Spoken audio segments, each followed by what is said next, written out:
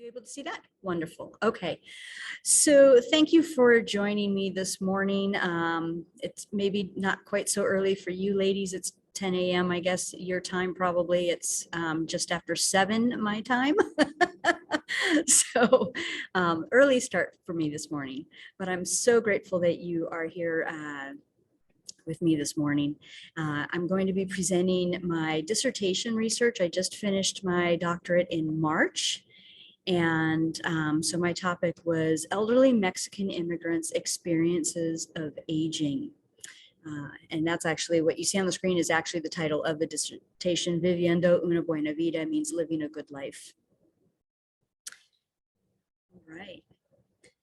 So a little bit about myself. I know we've already been chatting a little bit.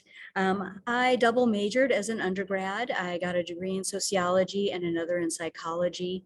When I went to grad school initially, I was actually in a criminal justice program. My intention was to go into the FBI for criminal profiling. This was before it was so popular. And I took my first criminal justice class and hated it. It was my only B in grad school. Absolutely hated it.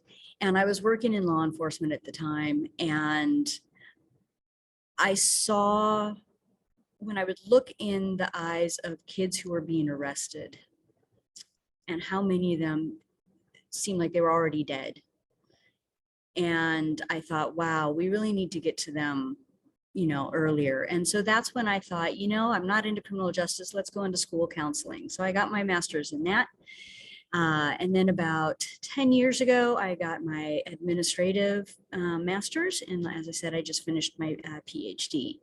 I've been a middle school counselor now. I'm actually starting my 23rd year as a middle school counselor and my 16th year at my current school, which serves a highly, highly impoverished, mostly Latino community. My school is 96% Latino. We have mostly Mexican, but we actually are getting a large influx of Guatemalans, and we do have a few other nationalities in that mix, but Mexican is by far the greatest, and our poverty level is also well into the 90% as well. So personally, some of my own interests, I'm really into health and fitness. I am an athlete. I run half marathons, I do triathlons, I'm a certified yoga instructor, I like kayaking and hiking, I coach cross country and track. So I'm all about total health, because obviously looking at, as a counselor, I still have the mental health and the emotional health. It's a part of that. And in my doctoral program, really became interested, to be honest, from the very first class I took on aging and adults, more for the elderly. And that came up to wanting to learn more about successful aging, in part because, my friends, we're all at the age where we're talking about retirement. And my mother is, of course, older. And so seeing some of the struggles that she's having and wanting to make sure that she is able to enjoy, her retirement years. So that's what got me started on this.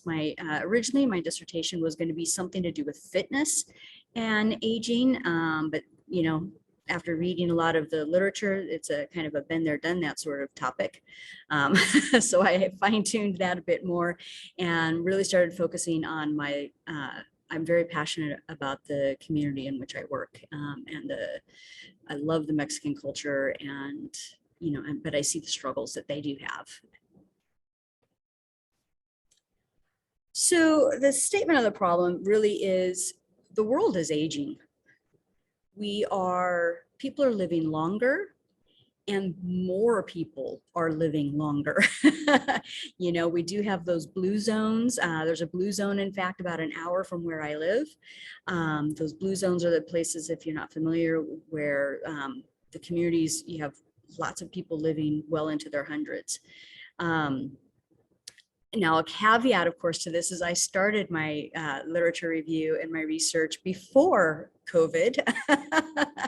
And so it'll be interesting to see how COVID affects some of the population statistics that I'll be mentioning here, because 8 out of 10 of the COVID-related deaths were people 65 and older. So it will be interesting to see how the population forecasts might be changing because of the pandemic. In the United States, the elderly are expected to outnumber children for the first time in our history in 2035, because fewer people are having large families. So there's fewer children being born and people are living longer because of education, because of advances in technology and medicine. People are living longer. So by 2050, the 65 and older population of the US is expected to double, whereas just our general population is only going to increase by 34%. The Latino and Hispanic population is our largest minority group in the United States. It's currently just under 18% of our total population.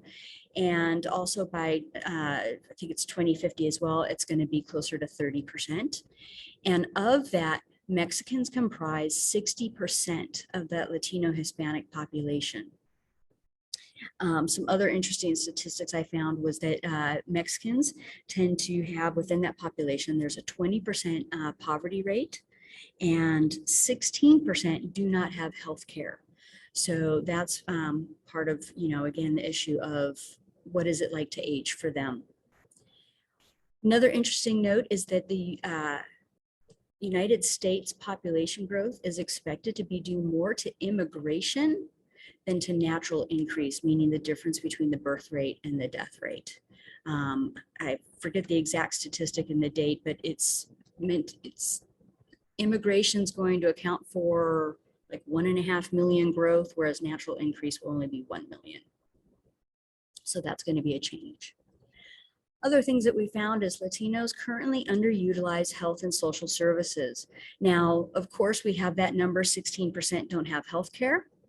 But even among the people who do have healthcare, who do have insurance, they're not utilizing it at the rates that we would expect. And so there's that question of why is that? What's going on there? I recall reading a research study, and it was nice. It was actually a qualitative study. So many of them are not.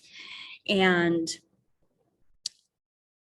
they interviewed practitioners and they interviewed clients. And the practitioners said the struggles with serving Latinos are logistics. It's about having Spanish-speaking people on hand who will be able to interpret. And when they interviewed the clients, they saw the difficulties as being discrimination. So it was interesting seeing that it was perceptions. And so that was kind of guided me into, I did a qualitative study. So little is known now about the aging experience of Mexican immigrants. We'll talk about that a little bit as well, but basically there's not a lot of research on Mexican immigrants in the United States. I found many articles that discussed that providers need more cultural competence. We have, maybe I should speak for myself. I did kind of go into this a little bit more with a general understanding of Latino cultures and what their values are. And over the years now, through my work, because as I said, we have Guatemalans and we've had some people from South America coming in, realizing, first off, they don't all speak Spanish. They have different dialects and they have different cultural values. So we can't just throw everyone into, oh, this is a Latino value. Okay, but we need to have more cultural competence so we can provide care that is culturally appropriate. And then especially considering how things have been in the recent past, we need more advocacy and policy efforts in including them, giving them services, and things of that sort. So for my literature review, I already went over the population estimates. Successful aging, again, that's where my research was really starting. And one thing that was super interesting about that is that there is no consensus in how to even define what successful aging is. I've read so many studies on it, and everybody defines it in different ways. And Depp and Jest did a review of 28 studies on successful aging, and they found 30 different definitions. So how can we actually name something but not really agree on what it means? And then that means that the studies that come from it are going to have different results, and they might even conflict with each other because of that. Walker talked about, well, let's change the name. Let's not maybe call it successful aging. He talked about active aging, being able to stay active as we get older, having the health and the mobility and the ability to stay active. But that comes up with the same thing. It's very value laden. Okay, what is successful aging? For one person, successful aging might be, I'm still able to work. But for somebody else, successful aging might be, I'm not, I don't even care so much about being able to work. I just want to be able to spend time with my family. Or maybe somebody else, being successful is being able to, like for myself as an athlete, part of being successful aging for me is going to be, yes, staying active. But one thing that they found, and what Walker discussed, was even with active aging, that is value laden, because it's about the values that each individual holds. So it's very subjective. I also found through all of those studies that I was reading that very few of them study people of diversity. So by that, I mean 80% of the studies that I read, the study samples were white. And I thought, wow, that's not what the world looks like. That's certainly not what our country looks like. And furthermore, in those studies, nearly 80% of the study samples were women. Now, I agree, we women are important and we rule the world. But, half the world is male, and we need to hear their voices as well. In the United States, they were producing some statistics on aging, and they were saying how for older men, that there's a difference in the number of older men who are continuing to work. That's an important piece for them of getting older. The number of men who are married when they're older compared to women. There are differences out there, so we need to hear from them as well. Some of the challenges that Latinos face in the United States, the main one, like as we've discussed before, is that are the barriers to healthcare. And you can usually break these down into economic. Angel broke these down to economic and non-economic barriers. And forgive me while I take a quick glance at my notes. So economic barriers, of course, include poverty. They have a higher poverty rate, that no insurance. They're usually employed in low wage jobs, which means, again, that feeds into the poverty. They're not making as much money. They can't pay out of pocket. And a lot of times they're not working jobs that provide benefits. So those are going to be some of those economic barriers. Non-economic barriers, we've already kind of talked about. There's institutional racism and discrimination. There are language barriers. In their communities, there's fewer community resources. Some of them, especially immigrants, might lack social competence for being able to, ask the right questions and get the care that they need. There's also cultural mistrust, especially with recent history and the backlash and the comments that have been made about Mexicans. There's definitely going to be a mistrust there. They have different health beliefs. There are some things that, of course, they have more holistic or natural ways that they believe are going to take care of their health, or reasons why they have health issues. Illiteracy, not just because of a language barrier, but a lot of Mexicans who do come to the United States are not actually literate in their own language because of educational system in Mexico. A lot of the parents that I work with in my work, actually when I talk with their kids, and ask them, you know, a little bit about their family background. A lot of the moms have only gone through maybe third or fourth grade of school in Mexico, and fathers usually sixth, maybe seventh grade. I had a student, this is some years ago now, I had a student though, who in eighth grade was talking to me about, I'm dropping out at the end of the year. I'm not going to high school. I'm like, oh my God, are you kidding me? Your parents moved here because they want more for you. They want a better life for you. And her comment was, I already have more education than both of them. Now, I can argue that, but it's also kind of hard to argue that because in her mind, she has done better. She has fulfilled why her parents came here. And of course, the fear of deportation. There are a lot of Mexicans who are here in the country, undocumented, and going for social services or medical services, even if they're paying cash, they fear that they're going to be deported. And talking about the lack of community resources, some of the other things that come up in my community, the community where I work, where my school is, it's mostly rural. And I mean, I have parents dropping off and picking up their kids on horseback. Across the street from the school, there's a field with goats and cows, and I can hear roosters every morning when I when I pull up to work.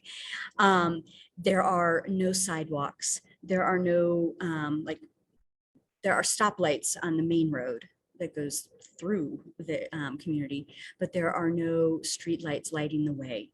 And a lot of the families don't have driver's licenses and they don't drive, which means then they're relying maybe on a bus or somebody else to take them. There's only one bus that goes through the community, and it's only at certain hours of the day because we don't have buses in my district. So it's used to help the kids get to the other school, to get up like to the high school. So you have all sorts of different types of barriers. So the Latino paradox was something that was really interesting, I found, and that is that people of Hispanic or Latino background actually tend to have a longer life expectancy than non-Latinos. The paradox, though, is that they tend to live with more disability than non-Latinos. They tend to have, there's a higher rate of diabetes, a higher rate of heart disease, and a higher rate of obesity. So the question is, how is it that they're living longer than the rest of us, even though they have these disabilities? There's also the immigrant advantage. So I'm kind of going over things that came up in trying to give me some a nice background for going forward on my research. Immigrant advantage is that a lot of immigrants who come to the United States have better health than natives, meaning those of us who are native to the United States. And there are two theories trying to explain that. And the first is a healthy migrant bias, meaning only people who are healthy are going to come to the United States because it's difficult moving to another country. That journey can be long and treacherous. And so they're saying only people who are healthy are even going to attempt it. The other one is called the salmon effect. And that one is basically stating that if an immigrant here becomes ill, they're going to return home to their country of origin to spend their last few years. And so what that means is that when we run statistics here on our immigrants, it's going to look like they're healthier because the ones who are not healthy have left. So we'll come back to that later on when we talk a little bit about my results. Any thoughts or questions so far? All right. I'm trying to get off of mute. I'm so sorry. That's okay. No, you know what? No, I'm just in glee sitting here listening to you because when you talked about the Latino paradox, I just literally lectured on that a year ago before the pandemic, and right before we locked down, and it just brought back memories of having these conversations with my Latin students and helping them understand, you guys are healthier when it comes to eating the legumes and all of that. You're just living with diabetes and so forth. And so I'm loving this, that you did your dissertation on this. Oh, thank you. Like I said, I love, love, love the community in which I work. I can't imagine working anywhere else. And how many, how many of them have taken me in. And that's not why I love the community, but there's just a warmth It's a to it. warmth. Yep. Hmm. So my two research questions were, how do elderly Mexican immigrants describe their experience of aging in a culture that is dissimilar to their culture of origin? And how do elderly Mexicans who immigrated to the United States as adults describe their health, social, and care needs? And the reason why I specified immigrating as adults is because one, I have to kind of narrow things down, although in retrospect, I probably needed a bigger pool. Um, but because of acculturation, and there's, you know, that can change how they view their needs. And also, there was some research out there saying, of course, that health and things like that differs of, did they move here as kids? Did they move here as adults? So just in trying to limit, and if you guys have done your doctorates, you know that your mentor could be, we really need to focus this. So that's what we did. My theoretical framework was Bronfenbrenner's bioecological framework of development. I love, love, love his theory because it is so holistic. So basically that we have physical, we have our biological attributes, our personalities, our personal, our personal being, our body itself, and the attributes of that, and the health that comes genetically. And then we also have the systems around us, the microsystems, the exosystems, the macrosystems, and the environment, and how interactions within those systems and how they interact with our own attributes, and how they affect us, but we can also affect the systems around us, and how this occurs over time. And so, development can be different for everybody because these things become so personal, and how we view things over time and things like that. So that's how I approach this. Most of the studies, and again, partly because I started with successful aging, most of the studies I read on aging come from a more biological viewpoint, especially looking at the brain, and how that affects, and looking at health. There's just a focus on health, but most studies didn't look at culture. And I thought, how can we not be looking at culture as part of what it means to age? And so I just liked that this allowed for that more holistic view, which meant I got to listen to everything and take in everything, and nothing had to be disqualified because, oh, that doesn't fit. So that's where I came from on this. So it was a generic qualitative inquiry. I used criterion sampling because I was looking for a very specific type of person and their background. But I did allow for snowball sampling, in that, if, and I tried so hard, oh, thank you so much for interviewing. If your husband would be interested, please. If you know anybody else, here's the flyer. I recruited via flyers. I had information sessions in the community, and I was also using word of mouth. Now, the difficulty, though, is that a lot of research is showing that things like flyers are ineffective when you're trying to recruit Latino research samples. They like that personal touch. And because, again, it's all about that relationship. So flyers, I didn't get anything out of flyers. I did get some out of information sessions. But then COVID hit, so word of mouth sort of fell to the side as well. I also had to adjust for the pandemic. So I was doing some of the information sessions. I would go to like the local immigration center had a presentation. So I spoke at one of those and handed out flyers. Classes in the community for parents. Spoke at a couple of those. And then there's a community festival. I set up a table there, and that's actually where I had the most luck. And most of the participants were like, I want to do it right now. I'm like, okay. But of course, all of that had to come to a stop for COVID. And so I had to switch things up, and I tried, I reached out to like 40 different housing, like assisted living or senior retirement communities, things like that. And because I thought, because they can't have their families coming to visit them, maybe this would be a way to have conversation and have some social interaction over Zoom or over the phone. But that did not work. That did not get me any interviews. So they were semi-structured. I did have a bilingual and bicultural interpreter and transcriptionist.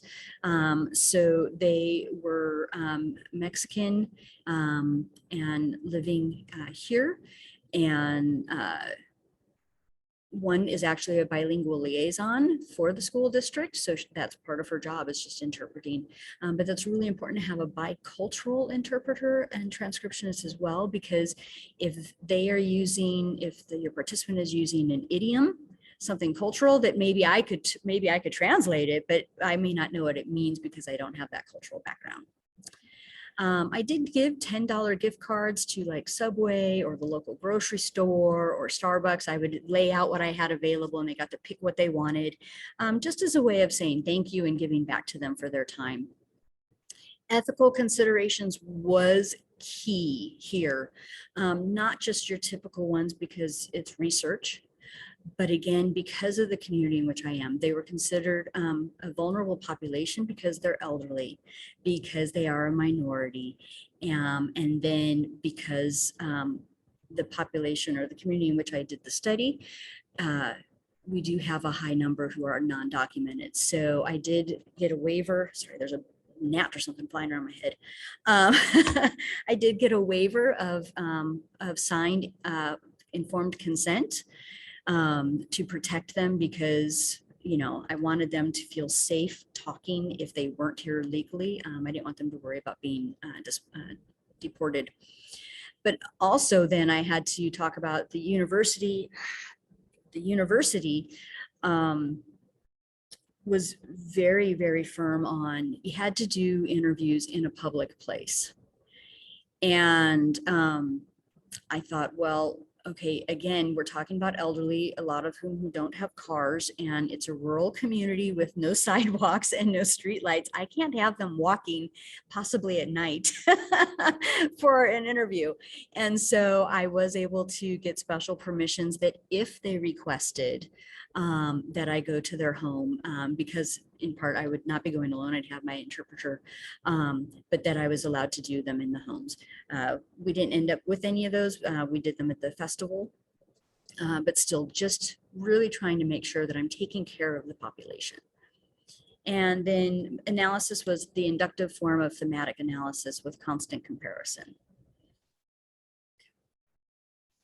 So my eligibility criteria, they had to be 60 years of age and older and immigrated to the United States from Mexico as adults. And of course, some of those other things, they can't have dementia. It's kind of hard to have that conversation. I had a very small study sample, unfortunately. I ended up with 3 women who were 60 years of age and older. One of them was just getting ready to turn 61. I did have one married couple. Unfortunately, I had to exclude their interview from the analysis because the thumb drive on which the recording was on broke off in the computer, and I was not able to access that to have it transcribed. I'm like, well, that's just great. And then I did have some near participants, 2 more women, one who wanted to participate. She wasn't quite old enough yet. And she asked if we can lie. I said, no. And then one who had signed up. And then we had a huge rainstorm, which is very unusual. And we had to cancel that. And then we were just never able to get that rescheduled, and then COVID. So I'm really grateful for COVID. So the results. So I'm going to go kind of quickly through these, and we'll get to the to the page where we'll kind of go a little bit more into depth on those results. So the first question, again, how do elderly Mexican immigrants describe their experience of aging in a culture that is dissimilar to their culture of origin? And the three themes that came up was number one, and this is probably not a surprise, family connections and relationships. That was the number one theme, and all of the participants spoke about that. The second one was actually about quality of life, and they all did speak about that, but it was interesting because one person's view did diverge from the others. And the third one was respect of elders. This second one, how do elderly Mexicans who immigrated to the United States as adults describe their health, social, and care needs? Pardon me. The first theme was love, attention, care, and time. And again, it makes sense, ties right back into that, into those family connections and relationships. And again, we'll go into more detail. And the second one I was a little surprised about was government oversight. So again, we're going to get into these now. So family connections and relationships, we know, we've already talked about, very warm community, the Latino and Mexican community, very much about relationships, having those personal connections. And this is meaningful in their culture. This is something that they brought with them. One of the participants talked several times about the fact that here in the US, family doesn't matter. Here in the US, people don't have, they might even be in the same house at dinner time together, but they're not eating together. And so she said that this is something that she has really worked over the years in teaching her kids, is not just respecting, but cherishing that family unit, making sure that you take time every day to be with your family. Another one talked about how important it was that they get together and they talk with each other and being able to play with the grandkids. For these participants, family was crucial to their happiness.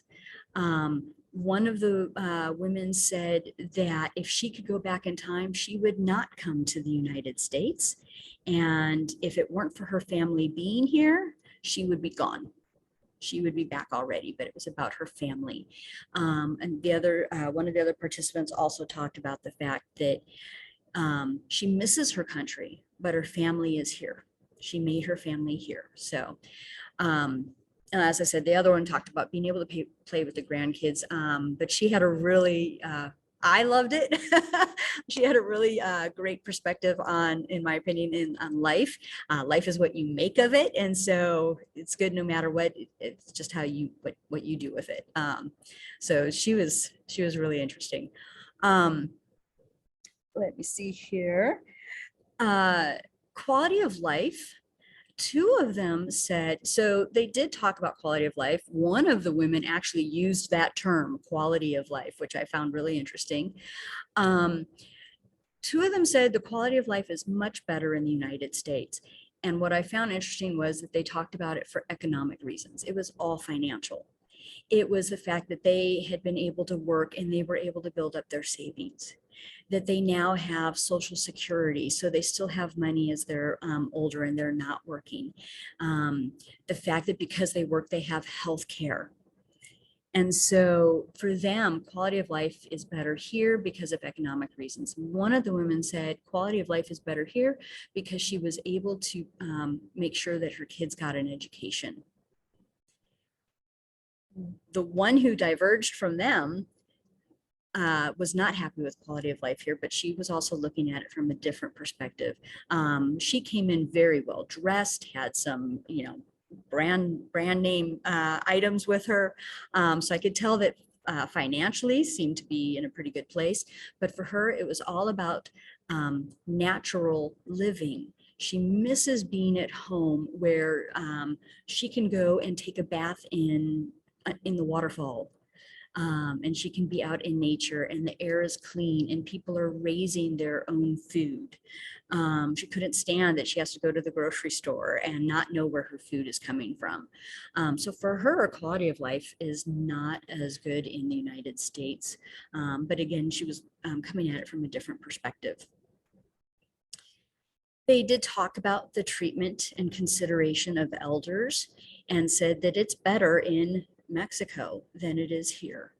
It kind of ties back for the one woman about the fact that the family unit isn't respected and that the elderly are not included in a lot of things here. And so for her, it was more of that, again, that consideration and are they included and are they valued?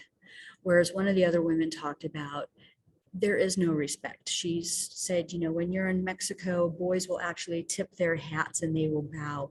And she said, here, if a child says hello to you, that you're doing good. She was not impressed with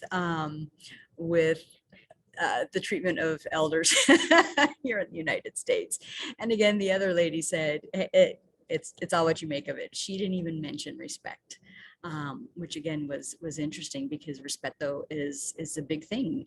That's what we've always learned, right? That's a big thing in Latino cultures. In the second question about their health care and social care needs, time, love, care, and attention was the number one thing for them. And what I found especially interesting was their focus on that's what the elderly need. They didn't talk about it of here's what I need as I'm getting older. They talked about here's what the elderly need, which I thought was really interesting. Now, as I'm getting older too, I'm realizing that's probably because we don't really think of ourselves right as getting older or we don't like to. So all three of them spoke of their health in some way or another. But I didn't make that a theme because that really wasn't the focus. It was almost of just a matter of fact, just sort of mention it so you know, but it wasn't the focus. One of the ladies has a heart condition. And so her husband had to stop working so he could be home and help take care of her. Another participant has Parkinson's and says sometimes she gets shakes so bad that she can't hold anything and she worries about getting hurt, but that her family is very supportive. Her son is a truck driver, and so when he's gone, his wife comes in and helps her out. And then the third one actually commented that other than giving birth, she's never had any kind of health issues or health complaints, and that her doctor had just given her a clean bill of health. And so when they talked about love, attention, time, and care, one of them said that she used to clean houses and she actually got reprimanded by her boss because the boss had found out she had spent some time sitting and just talking with a person whose house she cleaned. And she said, they don't need their houses cleaned. They need someone to spend time with them. They need somebody to talk with them. That's what she found in going there, was that they didn't even so much care if she got the house clean. They just wanted to have somebody to, connect with and to interact with. The one who has Parkinson's said that she doesn't really feel time passing. She doesn't feel like she's getting older. And she attributed that to the fact that her kids always make her feel loved, and they always make her feel cared for. And so she's never really thought of, I'm getting older. She's still just valued. And that is what was important to her because of that love and the care that they give to her. And the one who's healthy said, though, that she has friends who are in homes and how hard it is really, though, to visit. She makes a point of visiting, though, because their families don't. and that there's just an aura of sadness in the homes when she goes there, and that the people are lonely and they're sad. And that's where, again, this spend time, give them attention, show them love and care. And so they touched on that quite a bit, that that was the key thing as they're aging. That's the most important thing. For government oversight, the woman with the heart condition shared that, you know, she had talked with her doctor about things, and she had said that her husband would not have had to quit his work if she could have gotten a nurse or somebody who would come to the home and check in with her and help her out with some of those basic things while he was gone. But she felt that the doctor, and she said, this is why government oversight is needed, is to ensure that doctors are actually taking the time to really listen and be with their patients and be receptive to what a patient is saying that they need. Her comment was, doctors don't care about the health of their patients, they just want the paycheck. All they care about is having the piece of paper, she said, the piece of paper that says they're a doctor. And I thought, wow, it sounds very harsh. You know, those were very strong words. And so she wanted to see government oversight to make sure that the elderly are getting their needs met, and that they're getting that quality care that they should be getting. And then the other woman with her friends who were in homes said that she wants to see more oversight to make sure that these places are providing more cheer and helping people to, you know, focusing on that emotional health. Not just, oh, we have somebody who has dementia, we need to make sure they're safe. Or somebody who can't get around physically. Also looking at that emotional health. And I'm using emotional health, those are my words, not what she talked about, but just she was really focused on that sadness and that loneliness. And what that brought up for me, there was a research study that I had read about that compared the United States with Sweden. And it was about how involved is the government in taking care of the elderly. And the United States is not very involved. When it is, it's indirect, and it's usually by providing money and services, if you will, to the to service providers. Whereas with Sweden, they were very directly involved, providing care directly to families and providing money to families so they could care for their elderly. And so that really brought that back up for me when they talked about government insight, is what would that look like for us here? And I know we're almost out of time here. So just quickly, limitations, you probably keyed in a little bit on this. Again, traditional methods of recruitment are ineffective. I thought because I was doing this primarily in the community where I'm well known, that would help. And in some ways it did, but I also had to be careful of there not being a power differential, because, you know, I have some authority, if you will, in that community. And of course, that conflict of interest in the sense of, I don't want them thinking that if they do or don't participate, how that might affect if they have a, you know, grandchild in the school where I work. The sample size is probably the biggest limitation. It's small, so I know I didn't reach data saturation. I would have liked to have had more participants so I could see, you know, that one who diverged from the other ones. Are there others who might have diverged as well? But I do believe that the data that I got, the information I got from them, was really rich and very, very dense, very informative. And I would have liked male participants. As I said, I had a married couple, couldn't use it, but I can say that the male participant, his answers to some of the questions were different from what the women were saying. And it would have been great if I could have included that. And also the ethnic or cultural differences, as we talked about, possible distrust of a white researcher. Even though I'm known in the community, even though many families have taken me in, there might have been still some distrust. In fact, one of the participants, it struck me like she was being really careful about how she said something. And so I assured her, it's okay if it's something negative. It's all right. This is a safe place. There is no judgment. You're the expert here, and I'm trying to learn from you.